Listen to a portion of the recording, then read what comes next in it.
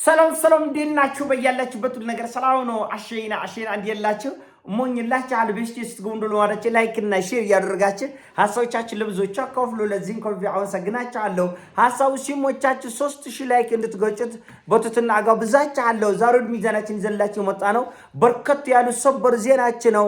ኢራን እጅግ በጣም አስደንጋጭ ውሳኔ ወስናለች። ከዚህ በኋላ አንድ የኢራን አመራር ከተጎደለ አንድ የአሜሪካን ካምፓኒ አጋያለው ወይ ጎግልን ወይ አፕልን ወይ ቴስላን በመካከለኛው ምስራቅ ያለ ግዙፍ የአሜሪካን ካምፓኒ አነዳለው አጨሳለው።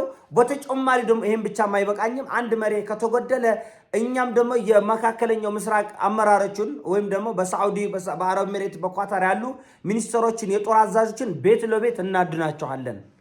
ቤት ለቤት እናድናቸው። የኔ አመራር ከተጎደለ እኔ በመካከለኛው ምስራቅ ያሉ መሪዎችን ቤት ለቤት አድኜ እገላለሁ። አንድ ይሄ ነው። ሁለተኛ ደግሞ ቅድም እንዳልነው ካምፓኒዎችን ግዙፍ ካምፓኒዎችን አጠቃለው የሚል ማስጠንቀቂያና እጅግ በጣም አስደንጋጭ ውሳኔ ወስናለች። ይሄ በመካከለኛው ምስራቅ ያለውን ውጥረት በከፍተኛ ሁኔታ የሚያባብስና የሚያጓግል ነው። አንድ ነው። ሁለተኛ የተሰማው ሰበር ዜና እንግዲህ የእስራኤል ክሪያድ ሽሞና በሂዝቦላ ቁጥጥር ስር ወድቃለች። ለመጀመሪያ ጊዜ ይሄን ሰበር ዜና ያገኘ ነው ከቻናል 13 እና ከአልጀዚራ ነው። እንግዲህ ቻናል 13 እና አልጀዚራ እንደዘገቡት ከሆነ ለመጀመሪያ ጊዜ እስራኤል እንደ ሀገር ከተመሰረተች ለመጀመሪያ ጊዜ መሬቷን ጥላ ስትሸሽ መከላከያዋ ሲበተን እና ጥሎ አካባቢውን ጥሎ ሲሸሽ ለመጀመሪያ ጊዜ ነው እና ሰሜናዊቷ የእስራኤል ኪሪያት ሽሞና በሂዝቦላ ቁጥጥር ስር ውላለች። ይሄ እጅግ በጣም አስደናቂ ነው። እጅግ በጣም አስደናቂ ነው። ይሄ ሁሉ እሳት እየወረደ ይሄ ሁሉ እሳት እየዘነበ ይሄ ሁሉ ምድሩም ሰማይም ተራራውም እየቀለጠ እየነደደ የሂዝቦላ ተዋጊዎች የእስራኤልን መሬት ጥሰው ገብተው ወረዳ ተቆጣጥረዋል በእስራኤል ውስጥ እና ይሄ በጣም የሚያስደንቅና የሚያስገርም ነው። በእርግጥም ለዚህ ሊሆን ይችላል ሰሞኑን የእስራኤል መከላከያ ኢታማዦር ሹም ወጥቶ የእስራኤል መከላከያ ሊፈርስ የሚችልበት እድል አለ፣ በከፍተኛ ሁኔታ ሰራዊቱ ተወጥሯል የሚለውን መረጃ የሰጡት ከዚህ አንጻር ሊሆን ይችላል። ሌላው እጅግ በጣም የሚያስደንቀው የእስራኤል የፓርላማ በትናንትናው ዕለት ውሳኔ አስተላልፏል። የወሰነው ውሳኔ በእጃችን ያሉትን የጋዛ ተዋጊዎች ወይም ደግሞ ሲቪሎች ጥቃት ያደረሱትን በሞት ቅጣት እንቀጣለን ብሏል የእስራኤል ፓርላማ። ውስኪ ሁሉ ሲራጩ ነበር። በጣም የሚገርም ነው። ውስኪ ፓርላማ ውስጥ ከፈቱ የደስ ማለት እና በጣም አስነዋሪ ነው። የጦር ምርኮኛ ተዋጊ የሚሆን ተዋጊም አይሆን በዚህ ወንጀል ሲሳተፍም አይሳተፍም የትኛውም የጦር ምርኮኛ በዓለም ሕግ ነውር ነው፣ ወንጀል ነው፣ ያስጠይቃል። ምርኮኛ አይገደልም። የእስራኤል ፓርላማ ግን ዋናው ኔታንያሁ ጨምሮ በግድያ ለመቅጣት በትናንትናው ዕለት ተስማምተዋል እና በጣም በሚገርማቸው ሁኔታ በጣም በሚያሳፍርም ሁኔታ የእስራኤል የደህንነት ሚኒስተር የሆኑት ግለሰብ በጣም በሚገርም ሁኔታ ማለት ነው በጣም በሚገርም ሁኔታ በደስታ ሲፈነጥዙና ውስኪ ሲራጩ የሚያሳይ ቪዲዮ ታይቷል። እኔ በጣም ነው የገረመኝ። ይሄ በጣም አስነዋሪ ነው። ይሄ እንግዲህ የእስራኤል ፓርላማ ውስጥ ነው። ተመልከቱ። ጭብጨባና ደስታ ተመልከቱ። ደስታ። ይሄ የመከላከያ ሚኒስተሩ ነው። ማን ነው? የእስራኤል የደህንነት ሚኒስተር። ይሄ ውስኪ ይዟል በእጅ። ማን ነው? ሻምፓኝ።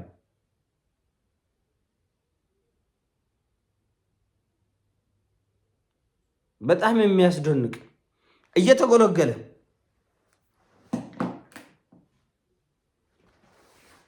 እየጎለገሉት እኮ ነው።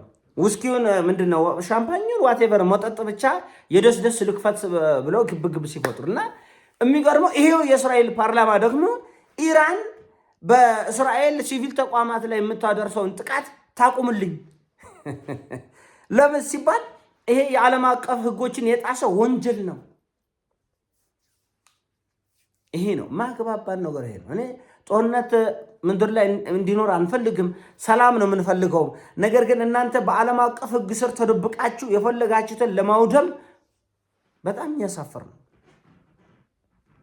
በጣም የሚያሳፍር ነው እና እነሱ ኢራንን ነግረው ነው ዓለም እየሰማ ነዳጅ ማጣሪያ እንደወድባለን፣ የኃይል ማመንጫ እንደወድባለን እያሉ ይደወድባሉ፣ ድልድዮችን ይደወድባሉ። ጭራሽ ዛሬ ለሊት ትራምፕ ራሱ የተናገረው አሁን ከኢራን ጋር እንደራደርን ዝም ብለን ጥላን እንወጣለን፣ ያወደምነውን ለመገንባት 20 ዓመት ይፈጅባታል ነው ያለው።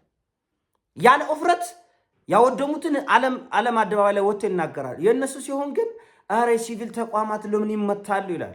አንዱ አምላክ፣ አንዱ ጌታ፣ አንዱ ባሪያ ሆኖ ለመኖር ነው። አሁን ፍላጎታቸውና ሙከራቸው እንደዛ ነው። ግን የሚሳካ አይደለም እና በጣም በጣም በጣም ያስደነቀኝ ነው። አውሮፓውያኖቹ ትናንት መግለጫ አውጥተዋል። የአውሮፓውያኖቹ መግለጫ ምንድን ነው የሚለው? ጦርነቱ ቢቆምም የነዳጅ ዋጋ አይቀንስም። ዛሬ ሌሊት ትራምፕ ሲናገሩ ምንድን ነው ያለው? እንዴት ነው የነዳጅ ነገር የአሜሪካ ሕዝብ ከአቅሙ በላይ ሆናል ሲባል ችግር የለም እኛ ኢራንን ጥለን እንወጣለን፣ ዝም ብለው በደመነፍስ ጥለን እንወጣለን ነው። ባንስማማም ነው ያለው። ባንስማማም ድርድር ላይ ብንደርስም ባንደርስም እኛ እርግፍ አድርገን ጥለን በሁለት ሳምንት ውስጥ እንወጣለን አለ። ስንወጣ ነዳጅ ይቀንሳል አለ። አውሮፓውያኖቹ ግን የሚቀንስበት እድል የለም። በቀላሉ ወደ ነበረበት መቀነስ ይቀንሳል። በእርግጠኝነት ጦርነቱ እንደቆመ ነዳጅ ይቀንሳል። ወደ ነበረበት ግን በፍጹም አይመለስም። ምክንያቱም እጅግ በጣም ግዙፍ የነዳጅ ተቋማት በዓለም አቀፉ ደረጃ ወድመዋል እና በጣም ያስደነቀኝ የእስራኤል ባለስልጣናት ኢራን የኛን የሲቪል ተቋማት አትምታ ይላል፣ አትንካብን። እኛ ግን የኢራንን ነዳጅ ማጣሪያ ለዓለም ነግረን እንመታለን። ምንም አታመጡም። ለእኛ ሲሆን ዓለም አቀፍ ሕግ አለ።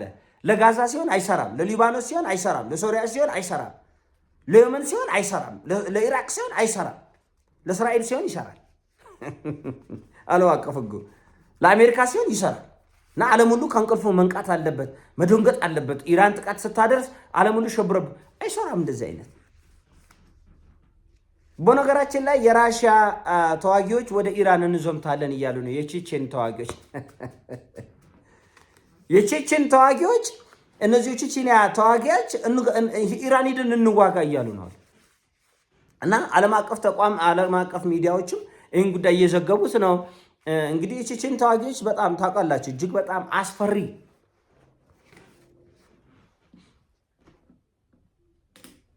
የቼቼን ተዋጊዎች እጅግ በጣም አስፈሪዎች ናቸው እንደምታውቁት።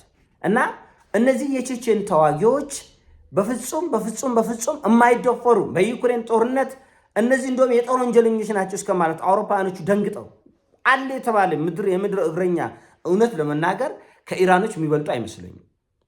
አውሮፓውያኖችን ያንቀጠቀጡ፣ ያስጨነቁ፣ ያስደነገጡ ናቸው።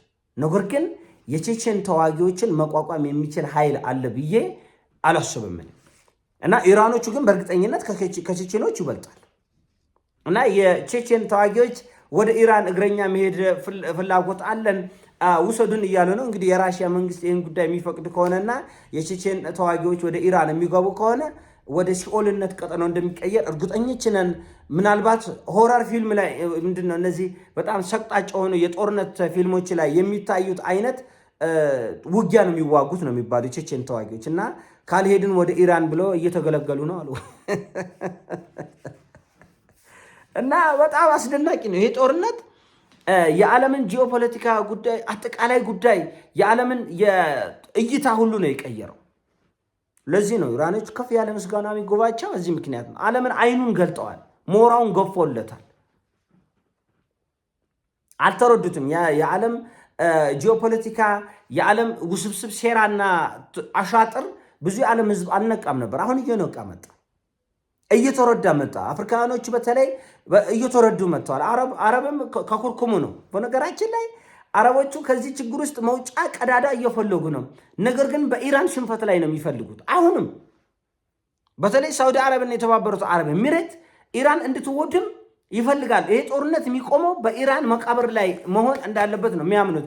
ለዚህ ነው መረጃ አላት ኢራን አብዝታ መካከለኛው ምስራቅ ሀገሮችን የምትቀጠቅጥበት ምክንያት መረጃው አላት። በደንብ ብስል ያለ መረጃ አላት። ይህን መረጃ ራሱ የኢራን ደህንነቶች አለፍንፈው የሚደርሱበት ጉዳይ ነው። አንድ ሁለተኛ የቻይና ደህንነቶች፣ የራሽያ ደህንነቶች እያንዳንዱ የመካከለኛው ምስራቅ ሀገር ምን አይነት አሻጥር ውስጥ እንዳለ ያውቃል። ለዚህ ነው አብዝተው የሚቀጠቅጡ። አሁን ዛሬ ደግሞ ያወጡት መግለጫ ኢራኖቹ የኛ መሪ ተገለው የመካከለኛው ምስራቅ አመራሮች ከዚህ ጀርባ ያሉትን አንተውም፣ ቤት ለቤት ነው የምናድናቸው። ቤት ለቤት ልክ የእኛን መሪዎች እንደምታድኑ እኛም ከዚህ በኋላ የነዳጅ ማጣሪያ የኃይል ማመንጫ እንደምንመታ ሁሉ የመሪዎቻቸውን እንትን እያንዳንዱን ጓዳ ተከትለን እንመታለን ብለዋል። ይሄ እኔ አሳው ነው። አሳው ሲሞቻችሁ ላይክ አድርጉ፣ ሼር አድርጉ። በያላችሁበት ይሞቻችሁ። ወዳችኋለሁ።